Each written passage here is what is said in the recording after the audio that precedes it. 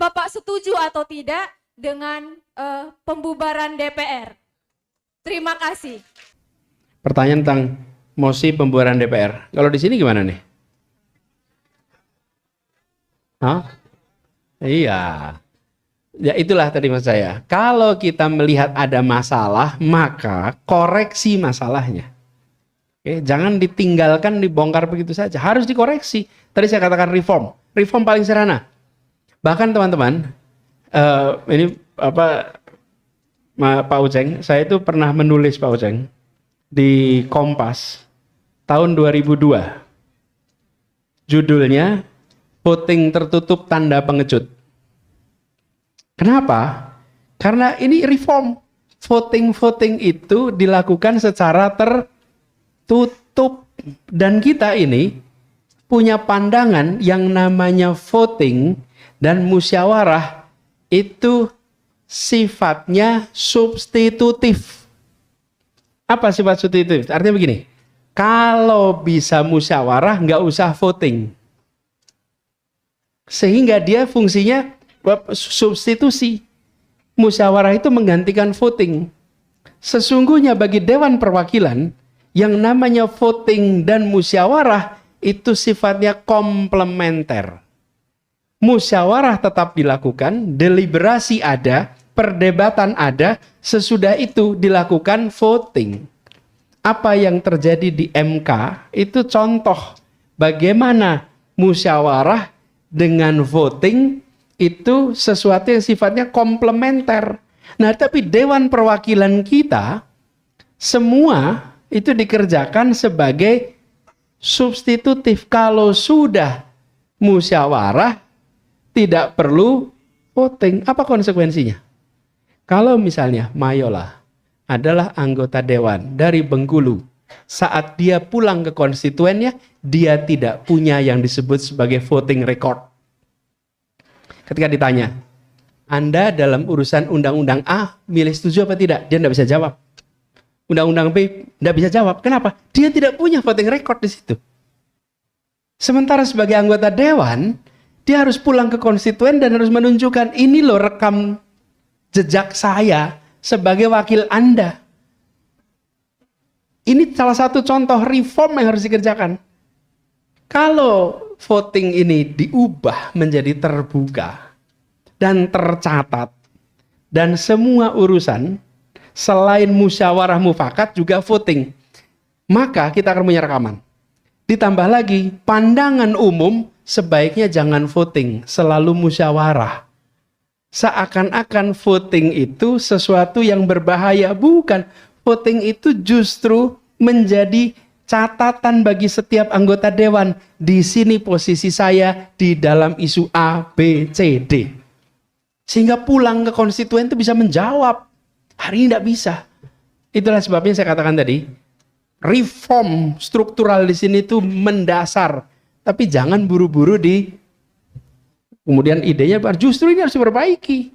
Dan kalau itu diperbaiki, saya yakin nanti kita akan bisa menggeser dari DPR yang sekedar taat kepada arah partai menjadi DPR yang turut kepada kemauan rakyat. Ini PR, teman-teman. Masih wajar, tapi apakah itu mengarah pilihannya A, B, C, 3?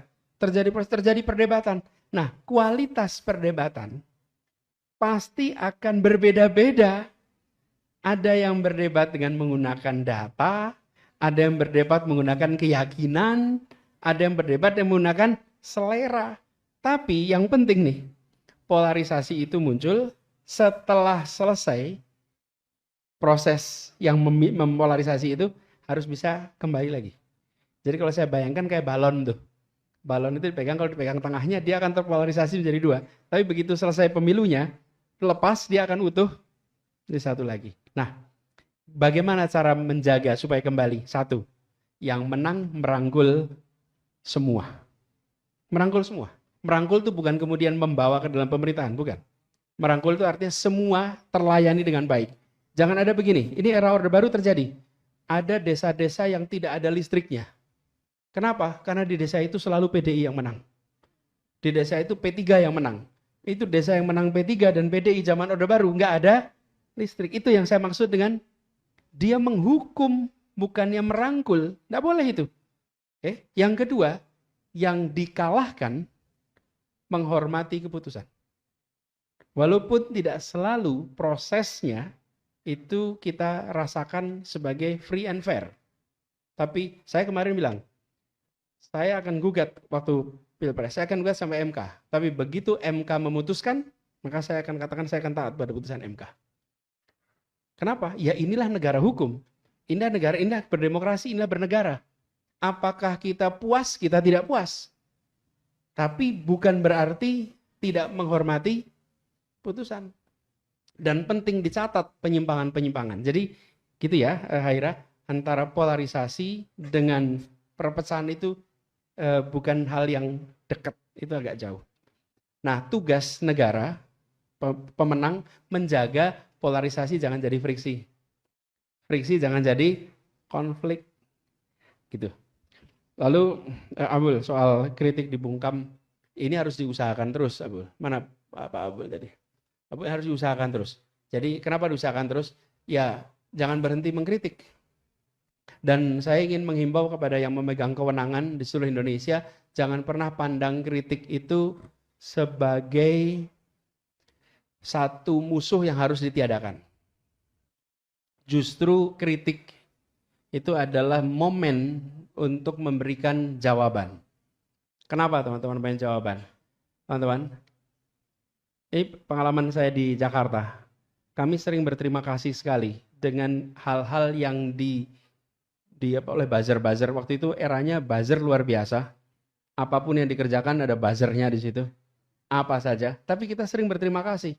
Justru dengan munculnya itu membuat kita punya ruang untuk melakukan penjelasan yang didengar publik.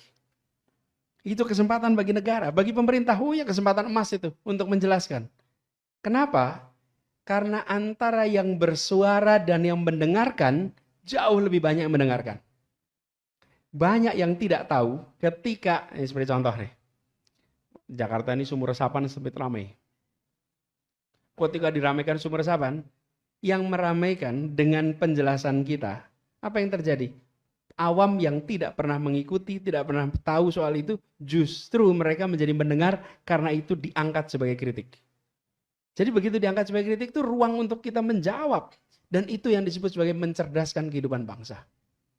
Kalau Abul mengkritik pemerintah, lalu pemerintah menjawab, lalu Abul mengkritik lagi, pemerintah menjawab lagi. Apa yang terjadi? Audiens di sini semuanya mendengarkan dan semuanya tercerdaskan. Itulah demokrasi. Jadi apa yang disebut sebagai kritik itu adalah amunisi sebetulnya bagi negara. Karena negara punya loudspeaker lebih besar. Nah, cuman ada syaratnya nih. Syaratnya apa? Kebijakannya dibuat menggunakan data. Oke, menggunakan data. Kemudian kedua, kebijakannya menomorsatukan kepentingan umum. Yang ketiga, kebijakan yang menggunakan akal sehat. Yang keempat, kebijakannya merujuk kepada aturan main yang jelas. Jadi, kesimpulan saya, pemerintah yang anti kritik adalah pemerintah yang sedang membuat kebijakan tidak masuk akal. Karena itu dia anti kritik. Bikin proyek yang tidak ada visibility study-nya. Nah, itu anti kritik tuh. Tapi kalau ada visibility study-nya, dia akan hadapin kritik itu. Tapi kalau tidak ada data, tidak ada akal sehat, dia akan anti kritik. Jadi teman-teman dorong untuk selalu ada kritik sambil dorong kebijakan itu disusun dengan akal sehat. Itu kira-kira. Makasih. Oke. Makasih Mas Anies. Halo teman-teman, berjumpa bersama saya di Politik Dangi. Luar biasa sekali Anies Baswedan, tokoh yang terkenal, sangat humanis, sangat penuh dengan aksi sosialnya. Kali ini beliau ditanya tentang bubarkan DPR, teman-teman. Hingga bagaimana Anies mengkritisi kebijakan pemerintah yang tidak pro rakyat. Kalau kita melihat bagaimana performa Anies Baswedan hari demi hari sungguh hebat dan luar biasa. Anies Baswedan ini benar-benar membuat kita kagum ya. Karena apa? Karena beliau sangat menjunjung tinggi keadilan. Ya, sayang saja beliau gagal menjadi presiden. Namun bukan berarti kesempatan itu tidak akan datang lagi, teman-teman. Perjalanannya masih panjang ya. 2029 nanti adalah tahun yang menjadi kesempatan bagi Anies untuk menjadi presiden 2029 nanti.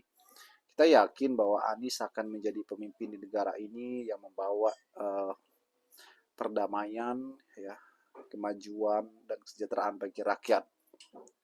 Anies Baswedan belum punya partai ya, namun beliau sudah mempunyai ormas yang menjadi digadang-gadang menjadi partai beliau di tahun 2029 nanti ya. Kita yakin Anies ya masih menjadi pertimbangan-pertimbangan politik di pemilu ke depan. Anies Baswedan ya selalu tegak lurus di garis oposisi ya, mengkritik pemerintah dengan luar biasa. Bagaimana menurut kalian?